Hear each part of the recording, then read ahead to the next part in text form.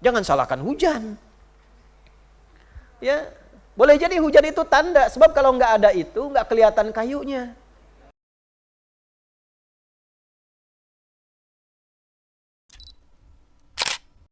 Coba lihat ngaji secara saintifik, pelajari bagaimana pergerakan semesta ini sampai semua hilang. Sekarang sudah bisa kita akses dengan mudah.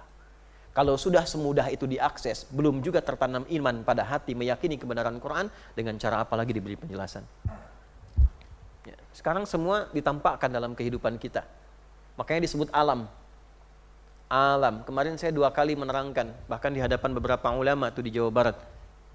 Kan sering disebut bencana alam ya. Alam itu kan tanda, Bu, Pak. Alam itu tanda. Tanda seakar dengan kata alamah. Dari kata alima, tanda yang membuat kita tahu. Tempatnya namanya alam, jamaknya alamin. Ya, tanda dari yang punya, yang merawat, yang menguasai, yang merawat, menguasai, yang punya disebut Rabbun. Rabbun digabungkan dengan alamin disebut Rabbul Alamin. Setiap hari 17 kali kita mengatakan Alhamdulillahi Rabbil.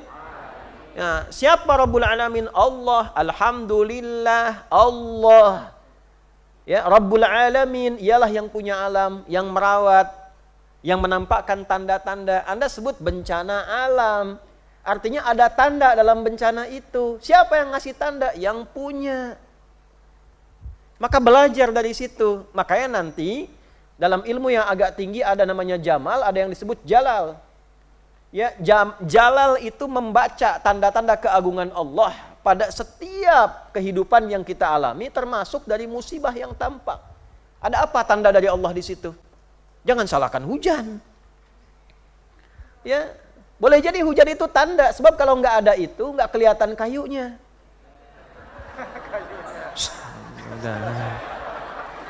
Ayo yang rekam, ayo turun ngaji.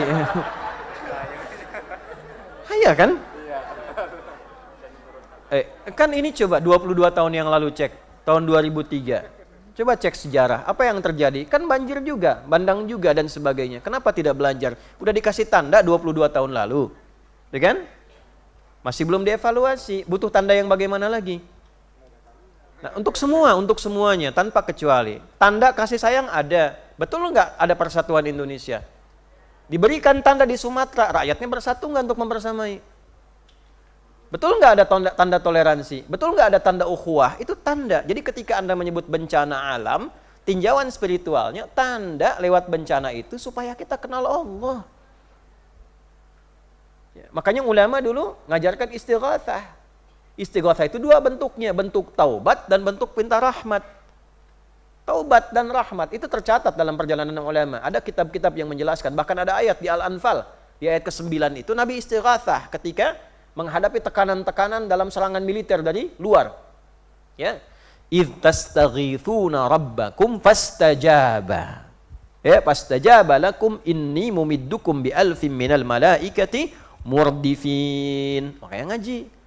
Pernahkah Anda tahu, pernahkah Anda menyimak Nabi istighatsah ketika diserang dari berbagai macam arah pasukan kurang lebih 1000 orang, lalu beliau bermohon pada Allah Subhanahu wa taala dan dijawab langsung dengan dikirimkan 1000 malaikat yang berlipat.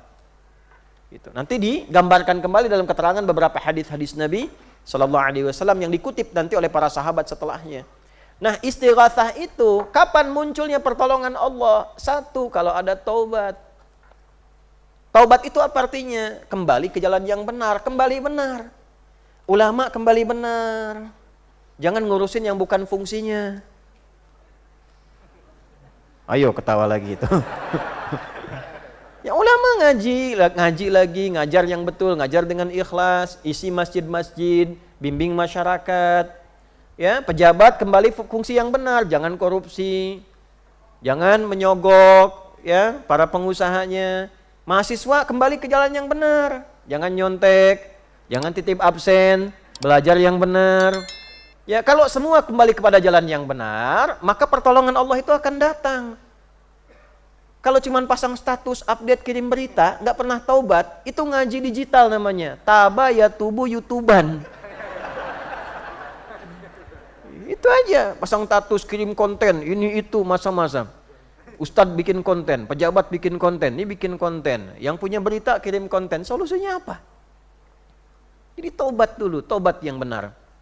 Nah ini gambaran. Jadi kalau kita lihat alam sekarang, kita nikmati dengan cara apa? Bersyukur. Kenali Allahnya. Tidak ada yang paling indah kecuali kenal Allah. Siapa yang suka ngaji Al-Hikam di sini? Ada ngaji Al-Hikam.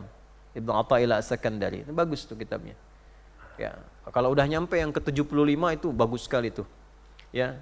Mal'arifu man idza asyara wajadal haqqa aqrabu ilaihi. Ha? Bukanlah orang yang kenal Allah itu adalah orang-orang yang ketika diberikan isyarat baru dia merasakan dekat dengan Allah isyarat itu. Tapi orang-orang yang kenal Allah itu orang yang merasakan bahwa setiap nafas kehidupan dan yang dia dapati dalam hidup, dia merasakan ada kuasa Allah di dalamnya. Maksudnya jangan dikasih tanda dulu baru kemudian ingat Allah. Bagi kita yang biasa sholat tuh harus kenal Allah. Kan biasa sholat. Sholat itu kan puncaknya kenal Allah. Ya, fa idza qadaitumus sholata fadhkurullah. Kalau Anda sudah selesai sholat, Anda terkoneksi dengan Allah, ingat Allah. Berdiri ingat Allah, duduk ingat Allah, gitu kan? Kemudian juga berbaring ingat Allah. Bahkan saat terfikir maksiat pun ingat Allah sehingga maksiat itu ditinggalkan. Burhan namanya. Laula arwa'a burhana rabbi walaqad hammat bihi wa hamma biha, ya kan? Hafal nggak suratnya? Lihat ujungnya, laula arwa'a burhana rabbi. Kalaulah tidak ada burhan, burhan itu adalah petunjuk Allah yang mencegah seorang hamba berbuat maksiat. Bisa dari getaran hati, bisa bayangan yang tampak.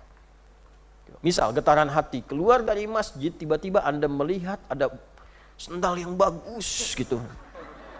Terus ada dorongan tuh, bagus nih gitu.